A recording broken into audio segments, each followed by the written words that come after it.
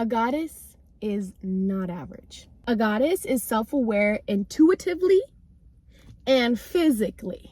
That's literally what it means to be a goddess. She's the most dangerous person in the world.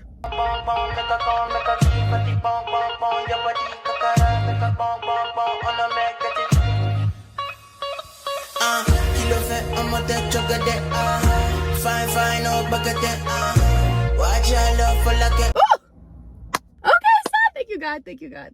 What's poppin', Goddess Gyals? Welcome back to my channel. Today, I am going to unlock the biggest secret in the world. I, Destiny with an I, not a Y, will be telling you what it takes to become a goddess. What is goddess energy, how you immerse yourself in it, and how you become the energy. Are you ready? I don't think they're ready. Are you ready? Yeah! Let's get right on into it. Okay.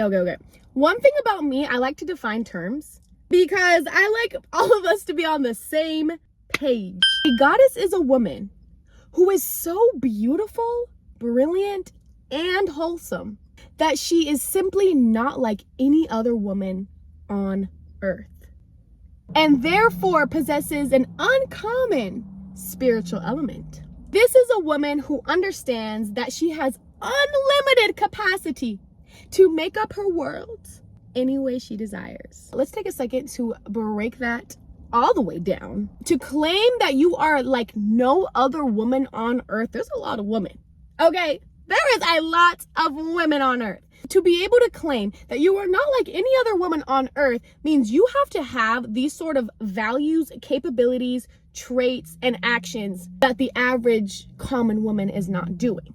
Stick with me now. There are a few keys that I personally believe and that I've been studying, learning over the last few years that it takes to embody a goddess. And so I'm going to be going through the keys. There are 6 of them, okay? There are 6 really important keys in order to become a goddess. And one thing about me, I'm not going to gatekeep. We should all strive to be better versions of ourselves. And goddess energy, it is top tier. It is a top tier woman. Let's start with the first key. Number 1, attitude and perspective. I'm gonna hold both your hands. Give me your hands. Come on, give me your hands. I'm gonna hold both of your hands when I say this. Attitude is a huge component. A goddess, her perspective is always going to be for the greater good. It's always going to be in favor of her life. So a goddess is going to say, if something gets canceled, let's say she's going on a friend date. The goddess has a friend date lined up. She's ready to go with her girl. They're about to go at the mall, shopping, get brunch, and get a mani-pedi. It sounds like a really, really cute day. She's been looking forward to it all week. But her friend calls and she's like, hey girl, it's just really not a good day. I'm not feeling well. The goddess is going to say, okay. You know what? This is working in my favor. In some way. Maybe today I needed to rest. Maybe today I'm going to get these spiritual answers, these spiritual downloads, and I'm going to actually be working on my goals, my purpose. Or, maybe she's like going to go to the coffee shop and the goddess is going to run into somebody who's an answered prayer. So she's always thinking that things are working in her favor. That's her perspective. And an analogy that we've all heard since first grade is the cup analogy. The cup analogy is either thinking of the glass half empty or half full. Let's take Miss Lauryn Hill for an example. I love Lauryn Hill. You love Lauryn Hill. Okay. We all love Lauryn Hill. So let's say Miss Lauryn Hill, she wakes up, goes to get a smoothie. She comes back home and she's doing some work. She's drinking her smoothie. After an hour passes, she starts to get really busy with work. She's getting all of these calls. So she decides, let me go and put my smoothie in the fridge.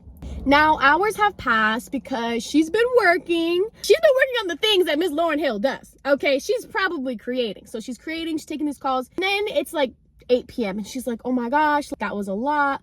Let me go into the fridge. Let me go drink something or eat something. She opens the fridge and she's like, oh my gosh, there's my smoothie from earlier. And the smoothie is half full. She's able to partake of her smoothie that is there. So she's thinking in her perspective, this smoothie is half full. because it is benefiting me.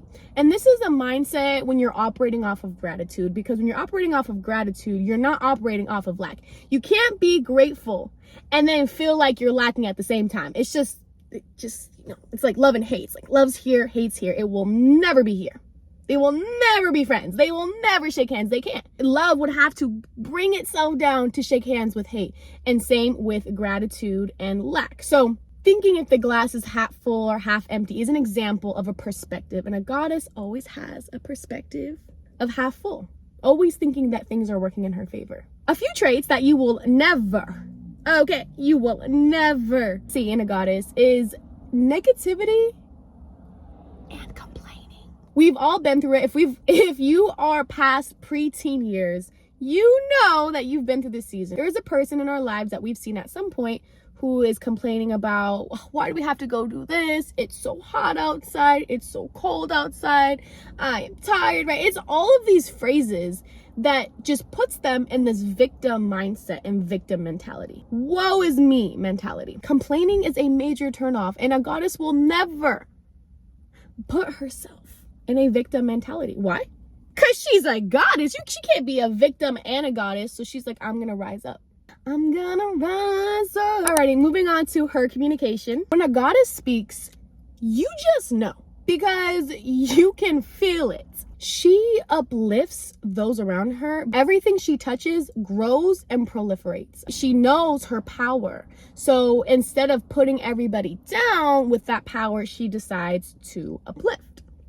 How you talk about yourself, how you talk about your friends, your family, your ex, and even those you dislike says a lot about you. How you communicate says everything that someone needs to know. So you might be thinking, well, how does that say a lot about me? How does me being upset and bashing my ex for how dirty a man did me, what does that say about me, right? It was his fault. You know, it shows where you are in your healing process, and it shows what relationship you have with the emotions inside you. For example, if you have anger in your heart about a friend or an ex-romantic partner that did you dirty, gossiped about you, was jealous of you, right? All those low vibrational traits. You're holding this anger about what they did to you or what they projected onto you. You have let anger control yourself. You have let an emotion control your body. From a goddess perspective, she is not going to let her emotions control her. She is going to use emotional intelligence to control those emotions. There is so much science behind keeping grudges and hate in your heart and actually causing diseases in your body. Literally, look it up. If you don't believe me, there are tons of studies that show people who have heart problems from literally holding grudges for generations. Control the emotions. Don't let the emotions control you. That's how powerful you are. Self-awareness. A goddess is self-aware intuitively and physically. This is a big one, because being self-aware, especially being self-aware intuitively, is showing that you are operating in your discernment. Being self-aware may also mean that at some times you're not the one talking the most. You're the one listening. You're the student of the conversation. If you pay enough attention to people around you, people will tell on themselves.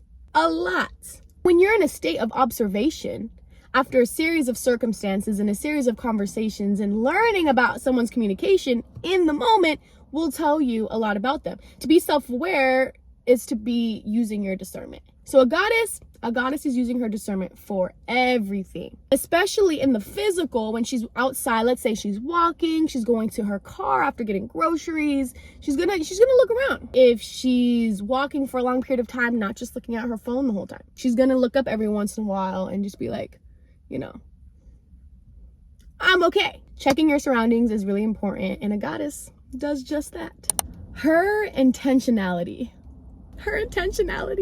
This one hits home, okay? A woman that's intentional, she can change the whole world. She can change and will change the whole world. There's a reason a goddess does what she does. From what she eats to what she wears, from the colors that she wears, why she attends certain events, why she hangs out with certain friends. There are effects that come from our actions, ¿verdad?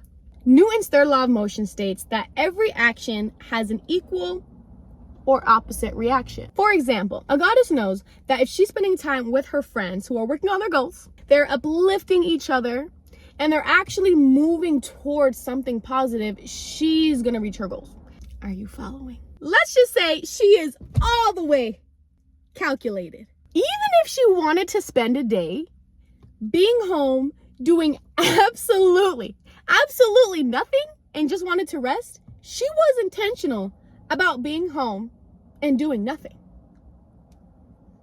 You're picking up what I'm putting down, right? Okay, now moving on to her balanced feminine and masculine energy. I love this one, okay? I love this one. Divine feminine energy is definitely a trendy topic at this moment, but why have we not talked about masculine energy and the importance of balancing the two? Both energies are within us. In my opinion, okay, this is a personal opinion. As a goddess, okay, I feel that if you have 70% in your feminine energy and you have 30% in your masculine energy, you're gonna be way more operating in creativity, nurturing, and abundance energy. And then from the masculine perspective, you're being driven, you're being ambitious, you're attaining, you're executing. It's very much getting the work done, the do.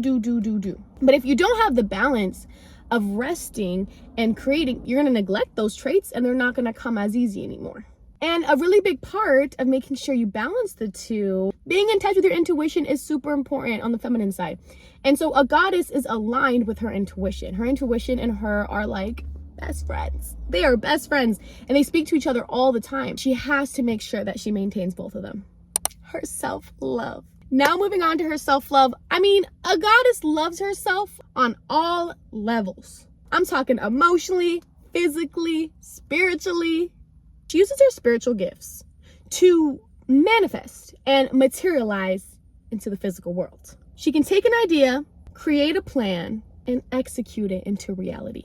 That's some high-level stuff right there. To take a vision and have someone else execute it is very simple, right? You had the thought, you pass it on. Now, to actually put together a strategy, a really effective strategy, is a whole nother skill set. She's operating in 3 skill sets: visualization, strategy, strategic planning, and execution. You're a goddess, okay? That's literally what it means to be a goddess. She also radiates hero energy. We know the idea of, oh, I want my Prince Charming to come and save me. A goddess is her own hero. Now, she doesn't do everything by herself because she receives. Feminine energy receives. However, she has everything that she needs inside her to be successful because she knows what resources and tools are out there to help make her idea and her creation come to life. That's something that Lisa Nichols taught me in a video a long time ago, is that we have all the tools inside us to be successful. We just need to know where to go to make it happen. Now, you know what makes a goddess very dangerous? Come here, a little closer. Self-validation. Self-validation. A goddess validates herself. Not an easy task. Okay, this is not an easy task. She validates herself. She doesn't need her friends, her family, her man, Instagram likes, TikTok comments to validate her beauty, her intellect, or her literal existence. She wakes up, she affirms herself in the mirror before she goes out into this world, right? This battlefield, literally. I'm just gonna put on some gloss. I definitely forgot to put on gloss before starting this video. My lips were feeling dry and they were like, please, we're thirsty. Oh my goodness. Who's that girl? Okay, back to scheduled programming. A goddess doesn't need anybody to validate her, so she's literally unstoppable. This woman is unstoppable. My Pakistani mom told me this week, she said if a woman can dress up, go eat, go to dinner by herself, and understands that a romantic partner does not complete her, it's not her other half, yet an add-on to her life, she's the most dangerous person in the world. Because our world operates on validation. The economy relies on people, especially women, not being confident. That is some tough information to swallow. It is some tough information to swallow. So the moment that you validate yourself and you don't need anything, anyone, or any product to validate your worth and your beauty, it's over. It's literally over. And the last key we're going to be covering in this video is her authenticity. she does not limit herself to please others. Did you know that being authentic has a higher frequency than the frequency of love? Let me just say that again. Authenticity in its essence has a higher frequency than the frequency of love. And I wonder, why is that? It's because it's the most challenging to attain. Because to be authentic in your whole complete being means you're going against what the world is trying to push you to be or expects you to be. You're not altering yourself to fit in this world. You are literally just existing. The world is going to make you feel inadequate and it's going to make you feel incomplete. But when you operate in your authenticity, you're like, incomplete where? To wrap up this video in a cute little bow, a goddess is not average. If you are aiming to operate in goddess energy, you have to understand that you cannot be average. You cannot accept the comfortability of remaining average. The content you consume, those in your circle, everything about you and everything around you is, in fact, intentional. This video has come to an end. I am sharing my love with you, and I pray that your manifestations shall come to pass. Deepen your connection with the Creator. Deepen your connection with God, the universe, because that is when you will unleash your inner goddess. See you in the next video.